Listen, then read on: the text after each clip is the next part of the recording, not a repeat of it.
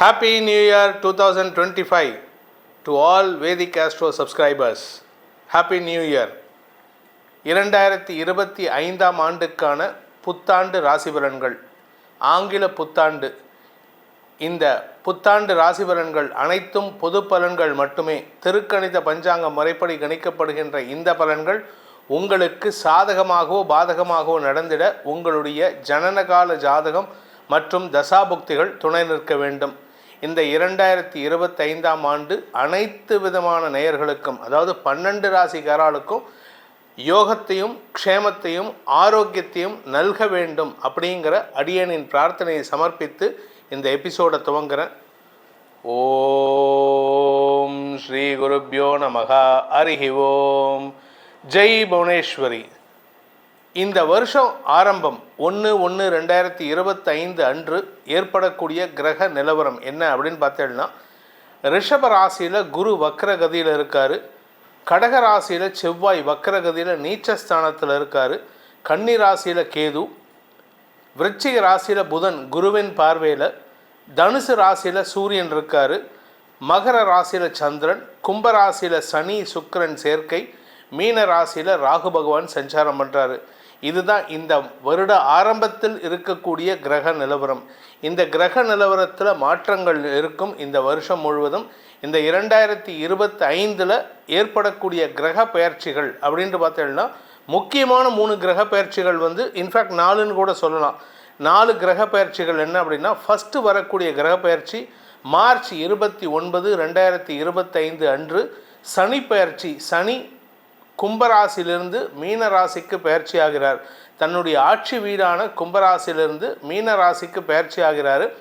அடுத்தது பார்த்திங்கன்னா மே 14 இந்த வருஷத்தில் 3 கிரக பயிற்சிகள், அதுவும் பெரிய கிரகங்களின் பயிற்சிகள் 3 இருக்குது. ஃபஸ்ட்டு சனி பயிற்சி மார்ச் 29, ரெண்டாவது குரு பயிற்சி மே 14, 2025 இரவு 8 மணிக்கு குரு ரிஷபராசிலிருந்து மிதுன ராசிக்கு பயிற்சி ஆகிறார். மூன்றாவது பயிற்சி ராகு கேது பயிற்சி. 18 மாதங்களுக்கு பிறகு ராகு பகவானும் கேது பகவானும் பயிற்சி ஆகிறார்கள். என்னைக்குன்னு பார்த்தீங்கன்னா மே 19 விடியற்காலை 2:52 அதாவது மே 18 ராத்திரி 19 விடியற்காலை 2:52 ராகு பகவான் மீன ராசியிலிருந்து கும்பராசிக்கு பின்னோக்கி நகர்றாரு. அதே சமயம் கேது பகவான் கன்னி ராசியிலிருந்து சிம்ம ராசிக்கு பயிற்சி ஆகிறார். இதுதான் இந்த வருடத்தில் ஏற்படக்கூடிய முக்கியமான 3 கிரக பயிற்சிகள். இதை தவிர குரு பகவான் அதிசார பயிற்சி ஒன்று நடக்கிறது அக்டோபர் 19 அன்னைக்கு. அதிசார பயிற்சின்னா கடகராசிக்கு, அதாவது கடகராசியில் இருக்கிறவர் மீண்டும் மிதுன ராசிக்கு போயிட்டு வந்துட்டு அதுக்கப்புறமா மறுபடியும் மிதுன ராசிக்கு திருப்பி போகிறார். அதாவது செவ்வாய் பகவான் கடகம் மிதுனம் கடகம் மிதுனம்னு இந்த வருஷம் கொஞ்சம் ஆசிலேஷனில் இருக்க போகிறாரு. வருஷ கடைசியில் அக்டோபர் மாதத்துக்கு மேலே தான் அவர் பேக் டு மிதுனம் மறுபடியும் கடகராசி, அதுக்கப்புறம் வருஷ கடைசியில் சிம்ம ராசிக்கு பயிற்சி ஆவார். இது இந்த வருஷத்தில் வரக்கூடிய கிரக பயிற்சிகள். இதை தவிர முக்கியமான பயிற்சி அப்படின்னு பார்த்தேன்னா, இந்த செவ்வாய் பகவான் கடகராசின்னு சொன்னேன், கடகராசிக்கு அப்புறம் சிம்ம ராசிக்கு போவார். சனி பார்வை விட்டு விலகிறது நல்ல விஷயந்தான். சனி பார்வை கிடையாது, ஆனால் நீச்ச ஸ்தானத்தில் இருக்கார். குறிப்பாக அதாவது காலபுருஷ தத்துவ லக்னமான மேஷ லக்ன அதிபதி, மேஷராசி அதிபதி செவ்வாய் நீச்சம் அடைவது கொஞ்சம் எல்லாருக்குமே ஒரு பதட்டத்தையும் பயத்தையும் கொடுக்கக்கூடிய வகையில் இருக்கும். தவறான முடிவுகள் எடுக்கிறதுக்கு வாய்ப்புகளை ஏற்படுத்தக்கூடிய வகையில் இருக்கார். ஆனால் இந்த வருஷம் குரு 2-3 கிரக பயிற்சிகள், அதாவது மிதுனத்துக்கு போகிறாரு, மிதுனத்திலேருந்து கடகம், கடகத்திலேருந்து திருப்பி அதிசார பயிற்சி கடகத்துக்கு போயிட்டு திருப்பி பின்னோக்கி வக்ரகதியில் நவம்பர் மாதம் மிதுன ராசிக்கு வராரு. செவ்வாய் இந்த வருஷம் கடகராசியில் தன் பயணத்தை துவக்கிறார்.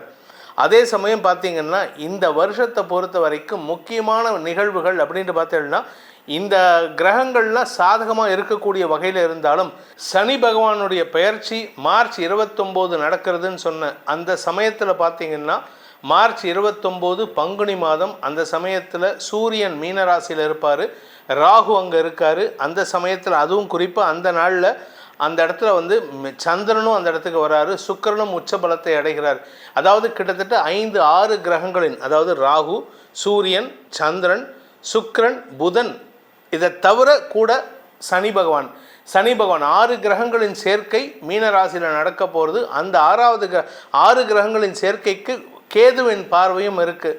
இதில் என்ன ஒரு விசேஷம் அப்படின்னு கேட்டால், சுக்கிரன் குருவோட வீட்டில் உச்சபலத்தை அடைகிறாரு. அந்த சமயத்தில் குரு ரிஷபராசியில் இருக்கார். குரு சுக்கிரன் பரிவர்த்தனா யோகம். இந்த குரு சுக்கிரன் பரிவர்த்தனா யோகம் தான் நம்மளை காப்பாற்ற போகிறது. மற்ற கிரகங்களின் சேர்க்கை அவ்வளவு நல்ல விஷயம் கிடையாது. அதனால் கொஞ்சம் கவனமாக இருந்துக்கோங்க.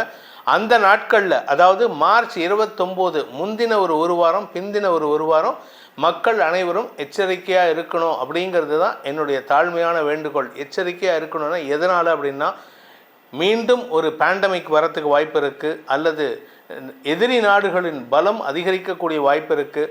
ஒரு சில இடத்துல ஒரு நாடோ ஒரு ஊரோ இல்லாமல் போகிறதுக்கு கூட வாய்ப்பு இருக்குது. இதெல்லாம் நடக்கிறதுக்கு உண்டான சாத்தியக்கூறுகள் இருக்குது. அதனால் கொஞ்சம் எச்சரிக்கையாக இருக்கலாம். இது இந்தியாவுக்குள்ளே நடக்குமான்னு கேட்டால் இல்லை, இந்தியாவுக்கு வெளியில் தான் நடக்கும். ஆனால் அதனுடைய பாதிப்பு நம்ம இந்திய தேசத்திற்கு, பாரத தேசத்திற்கு நிறைய சிக்கலை ஏற்படுத்தக்கூடிய வகையில் இருக்கும். அதாவது உங்களுக்கு நமக்கு சங்கடத்தை ஏற்படுத்தி ஒரு பதட்டத்தை ஏற்படுத்தக்கூடிய வகையில் இருக்குது. ஸோ கொஞ்சம் எச்சரிக்கையாக இருந்துக்கிறது நல்லது. இந்த வருடத்தை பொறுத்த வரைக்கும் 2025 குரு வருஷம் ஃபுல்லாக சாதகமாக இருக்க போகிறார். ஆனால் 2ஆம் இடத்துலையும், அதாவது காலபுருஷ தத்துவ லக்னமான மேஷராசிக்கு 2ஆம் இடத்துலையும் 3ஆம் இடத்துலையும் இருக்க போகிறாரு. இதனால் பெருசாக நஷ்டங்கள் ஏற்படுறதுக்கு வாய்ப்பு இல்லை. ஏன்னா குரு மறையிறாருன்னு கேட்கலாம், மேஷ லக்னத்துக்கு 3ஆம் இடத்துல மறையிறாருன்னு கேட்கலாம். ஆனால் குருவின் பார்வை பலம் அமோகமாக இருக்கும். அதனால் நன்மைகள் அதிகரிக்கிறதுக்கு வாய்ப்பு இருக்குது. அதே சமயம் பார்த்திங்கன்னா இந்த வருஷம் முழுவதும் சனி லாபஸ்தானத்தில், அதாவது ரிஷபராசிக்கு குரு இருக்கிற வீட்டுக்கு லாபஸ்தானத்தில் இருக்கார்.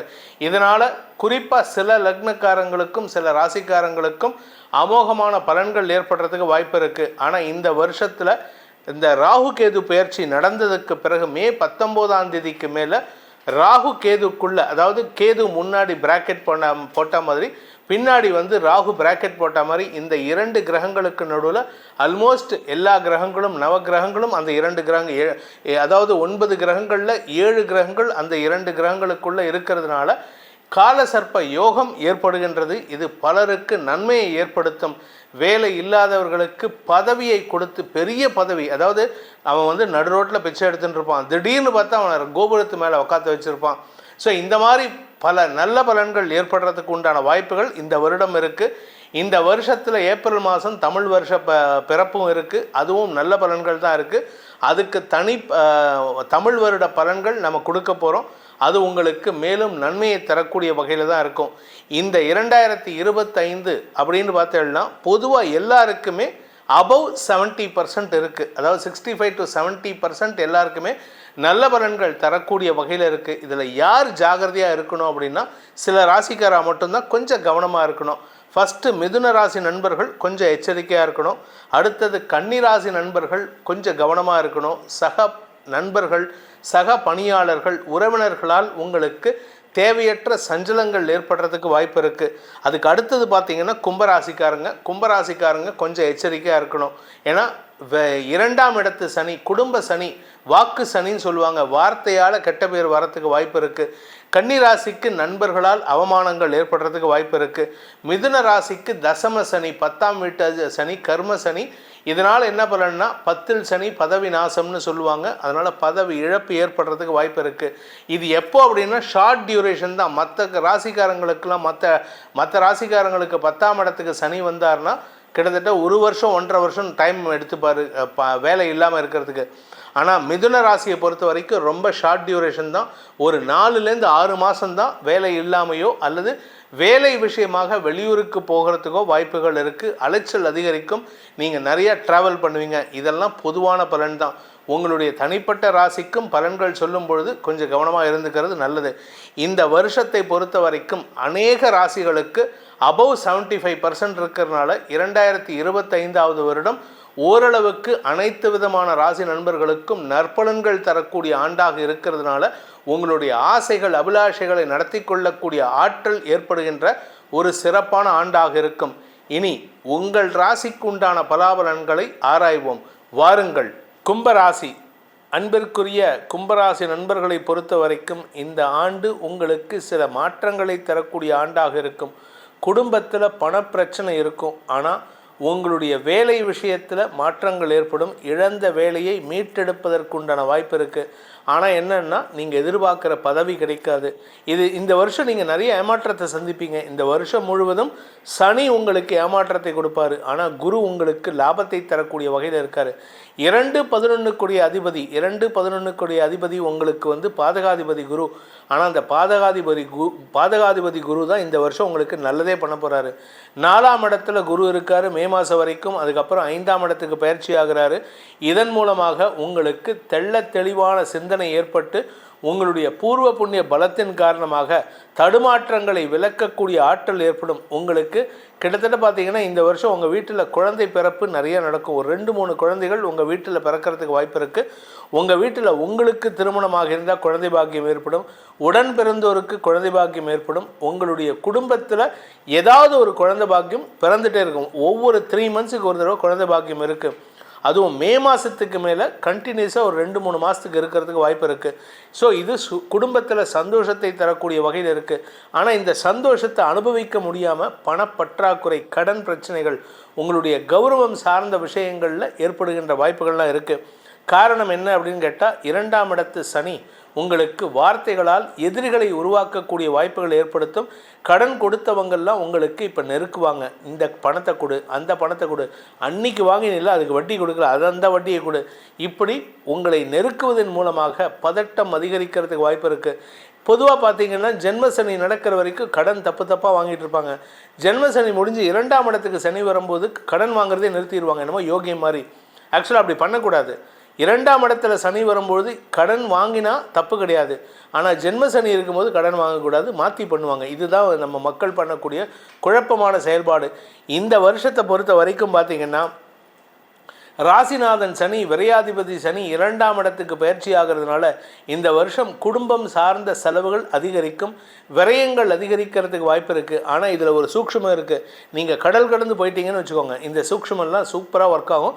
இந்த கஷ்டங்கள் உங்களை விட்டு அகலும். ஆனால் அங்கே போயிட்டு வாயை வச்சு சும்மா இருக்கணும். அங்கே நீங்கள் பேசக்கூடிய வார்த்தைகள் உங்களுக்கு தேவையில்லாத எதிர்ப்புகளை சம்பாதிக்கிறதுக்கு வாய்ப்பை ஏற்படுத்தும். இந்த வருடத்தை பொறுத்த வரைக்கும் கும்பராசிக்கு தசமஸ்தானத்துக்கு மே மாதம் வரைக்கும் குரு பார்வை இருக்குது.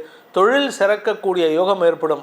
மே மாதத்துக்கு மேலே லாபஸ்தானத்துக்கு குரு பார்வை வர்றதுனால லாபங்கள் பெருகினாலும் அந்த லாபங்கள் உங்களுடைய கடனை அடைப்பதற்காகவும் உங்களுடைய கௌரவத்தை காப்பாற்றிக் கொள்வதற்கு முன்னான செலவுகளாக இருக்குமே தவிர மற்றபடி உங்களுக்கு லாபத்தை தரக்கூடிய வகையில் இருக்குது. உங்கள் வீட்டுக்கு லாபத்தை தராது. உங்கள் மூத்த சகோதரர்களுடன் நீங்கள் கருத்து மோதல் ஏற்படுத்திப்பீங்க. ஆனால் அவர்கள் தான் உங்களுக்கு உதவிகரமாக இருப்பார்கள். குழந்தைகள் நீங்கள் சொல் பேச்சு கேட்டு நடப்பாங்க. தாயாரின் ஆரோக்கிய விஷயம் சஞ்சலத்தை ஏற்படுத்தும். தாயாருக்கு மருத்துவ ரீதியான செலவுகள், ஏன் உங்களுக்கே கூட வரலாம். ஆரோக்கிய சங்கடம் ஏற்படலாம். நீங்கள் ஒர்க்கிங் ஆளாக இருந்தால், ஒர்க்கிங் பர்சனாக இருந்தால் வேலையை விட்டுட்டு நீங்கள் ஆரோக்கியத்தினால வீட்டில் படுக்கிற மாதிரி சூழ்நிலை இருக்குது. நர்வஸ் வீக்னஸ் இருந்ததுன்னா இந்த வருஷம் உங்களுக்கு சங்கடத்தை ஏற்படுத்தும். அதே சமயம் பார்த்திங்கன்னா இந்த வருஷத்தை பொறுத்த வரைக்கும் உங்களுக்கு குழந்தைகள் விஷயத்தில் சில மாற்றங்கள் ஏற்படுறதுக்கு வாய்ப்பு இருக்குது. குழந்தை பாக்கியத்தின் மூலமாக குழந்தைகள் வீட்டில் புதுசாக பிறக்கிறதுனால உங்களுக்கு மன நிம்மதி ஏற்படுகின்ற ஆண்டாக இருக்கும். எப்பெல்லாம் சங்கடம் வருதோ, சனி பகவான் கொடுக்குறாரோ அப்போ குடும்பத்தில் ஒரு குழந்தையும் சேர்த்து கொடுப்பாரு, வம்ச விருத்தியை ஏற்படுத்துவார். பூர்வீக சொத்து விஷயத்தில் உங்களுக்கு இருந்த குழப்பங்கள் நிவர்த்தியாகும். சொத்து கையை விட்டு போயிருக்கு அப்படின்னு நினச்சா அது கைக்கு தானாக வரத்துக்கு உண்டான யோகம் இருக்குது. உடன் பிறந்தவர்கள் சற்று சங்கடத்தை ஏற்படுத்துவார்கள். அவர்களின் மூலமாக உதவிகள் கிடைக்கும். அதனால் அந்த சங்கடத்தை பெருசுபடுத்தாதீங்க. கணவன் மனைவி உறவில் இது நாள் வரை இல்லாத அளவுக்கு வாக்குவாதங்கள் அதிகரிக்கக்கூடிய ஆண்டாக இந்த ஆண்டு இருக்குது. ஏன்னா 7ஆம் இடத்திற்கு சனி பார்வை போயிடுத்தேன்னு கேட்கலாம். 2ஆம் இடத்துல சனி வந்துட்டார். வார்த்தையில் சனி, நீங்கள் பேசுகிறது அடுத்தவங்களை எதிரியாகத்தான் பார்க்க வைக்கும். நீங்கள் உங்கள் குழந்தைகிட்ட பேசுங்க, குழந்தைகள் உங்களை எதிரியாக பார்க்கும். அப்பாவா இப்படி பேசுறது, என்ன அப்பா இவர் அப்படிங்கும். உங்கள் ஆத்துக்காரிகிட்ட பேசுங்க, உங்கள் ஆத்துக்காரி சொல்லுவோம், இந்த ஆள் பேசுகிறதே சரி கிடையாது, இந்த ஆள் கூட நான் குடும்பம் நடத்த மாட்டேன்னு வீட்டுக்கு உங்கள் அவாத்துக்கு பிறந்தாத்துக்கு கிளம்பி போயிடுவா. நீங்கள் அப்படி இருக்கன்னு பார்த்தா உங்கள் மனைவி அதுக்கு ஆப்போசிட்டாக இருப்பா. இப்போ உங்கள் மனைவி, அதாவது உங்கள் மனைவி கும்பராசியாக இருந்தால் நீங்கள் ஒழுங்காக இருப்பையில் உங்கள் மனைவி உங்கள்கிட்ட சண்டை போட்டுகிட்டே இருப்பா. இதில் பார்த்தேன்னா கோர்ட்டு கேஸ் வரைக்கும் போகிறதுக்கு வாய்ப்பு இருக்குது. கோர்ட்டு கேஸ் போனாலும் குடும்பம் பிரிவதற்கு வாய்ப்புகள் இல்லை. அதனால் கவனமாக இருந்துக்கோங்க. இந்த 2025ஆம் ஆண்டில் பூமி தொடர்பான தொழில் செய்யக்கூடிய நபர்களுக்கு செலவுகள் ஏற்படுகின்ற ஆண்டாக இருக்கும். ஆனால் பூமி மூலமாக உங்களுக்கு லாபமும் வரும். எப்படி வரும்னா, அந்த பூமியை விற்கிறதுக்கு முயற்சி பண்ணுவீங்க, வீட்டை விற்கிறதுக்கு முயற்சி பண்ணுவீங்க. இத்தனை நாளாக பூமியை விற்க முடியாமல் இருப்பீங்க. இப்போ விற்கிறதுக்கு முயற்சி எடுத்தால் கம்மியான பணம் வரும். அப்படியே பணம் வந்தாலும், விற்று பணம் வந்தாலும் கடன் அடைப்பீங்களே தவிர உங்களுக்கு வீட்டுக்கு பண தேவை பூர்த்தி ஆகாது. அதாவது கல்யாணம் பண்ணியும் பிரம்மச்சாரி, கடன் வாங்கியும் பட்டினிங்கிற மாதிரி கடன் அடைச்சிருப்பீங்க, ஆனால் வீட்டை விற்றுருப்பீங்க. உங்களுக்கு பணம் புழக்கம் குறைவாக இருக்கும். இந்த ஆண்டை பொறுத்த வரைக்கும் இது நாள் வரை இல்லாத அளவுக்கு உங்களுக்கு மன தைரியம் இருந்ததுன்னா இப்போ அந்த மன தைரியம் குன்றக்கூடிய வாய்ப்பு இருக்குது. அதாவது மன தைரியம் குறையக்கூடிய வாய்ப்பு இருக்குது. மனசில் ஒரு விதம் பயம் வரும். குழந்தைகளை பற்றிய பயம், வாழ்க்கை துணையை பற்றிய பயம், குடும்பத்தை பற்றிய பயம், உங்கள் எதிர்காலத்தை பற்றிய பயம் ஏற்படக்கூடிய வாய்ப்பு இருக்குது. அதனால் கவனமாக இருந்துக்கோங்க. தாயாருடன் மனஸ்தாபம் ஏற்படுகின்ற ஆண்டாக இருக்கிறதுனால இந்த வருஷத்தை பொறுத்த வரைக்கும் இந்த கும்பராசியில் பிறந்தவங்களுக்கு 65 முதல் 75% தான் நல்லது நடக்கக்கூடிய வகையில் இருக்குது. 70%, 70% தான், 75 கூட கிடையாது, 65 to 70% தான். அதிகமான சங்கடங்களை சந்திக்கக்கூடிய ராசிகளில் மிதுன ராசிக்கு அடுத்ததாக, கன்னி ராசிக்கு அடுத்ததாக இந்த கும்பராசி இருக்கிறதுனால உங்களுடைய குலதெய்வ வழிபாடு பண்ணுங்க. பிரார்த்தனை பரிகாரம் என்ன பண்ணினா நல்லது நடக்கும்னா குலதெய்வ வழிபாடு பண்ணுங்க. அடுத்தவங்க கிட்ட வாயை கொடுத்து மாட்டிக்காதீங்க. இந்த வருஷத்துக்கு முழுவதும் நீங்கள் வழிபட வேண்டிய தெய்வம் சரஸ்வதி தேவி, வாக்தேவி. ராஜமாதங்கி வழிபாடு செய்யுங்கள். வாக்தேவியை வழிபட்டு வாருங்கள். உங்களுக்கு வார்த்தைகளால் ஏற்படுகின்ற அவமானங்கள் விலகி குடும்பத்தில் பிரிவுகள் விலகிறதுக்கு அந்த வாக்தேவியை வழிபடுங்கள். வாக்தேவினா வேறு யாரும் இல்லை, சரஸ்வதி தேவி தான். சரஸ்வதியை வழிபட்டு வாருங்கள். ராஜமாதங்கி வழிபாடு மூலமாக உங்களுக்கு நல்ல புத்தியை கொடுத்து, நல்ல வார்த்தைகளை கொடுத்து, குடும்ப பிரிவை தடுப்பதற்குண்டான யோகத்தை அந்த அன்னை ஏற்படுத்தி கொடுப்பாள். ராஜமாதங்கி அன்னை ஏற்படுத்தி கொடுப்பாள். இதுவரை இந்த 2025ஆம் ஆண்டுக்கான ராசி பலன்களை உங்கள் ராசிக்கு, தனிப்பட்ட ராசிக்கு கேட்டிருப்பீங்க. ஆனால் இது எல்லாமே பொது பலன் மட்டும்தான். ஆனாலும் உங்களுடைய தனிப்பட்ட ஜாதகத்தில் நற்பலன்கள் தரக்கூடிய கிரகங்கள் நல்லா பவர்ஃபுல்லாக இருந்ததுன்னா இப்போ சொல்லக்கூடிய பலன்கள், சொல்லப்பட்டுள்ள பலன்கள், நற்பலன்கள் அதிகரிக்கவும் சங்கடமான பலன்கள் குறைவாகவும் நடப்பதற்கு வாய்ப்புகள் இருக்குது.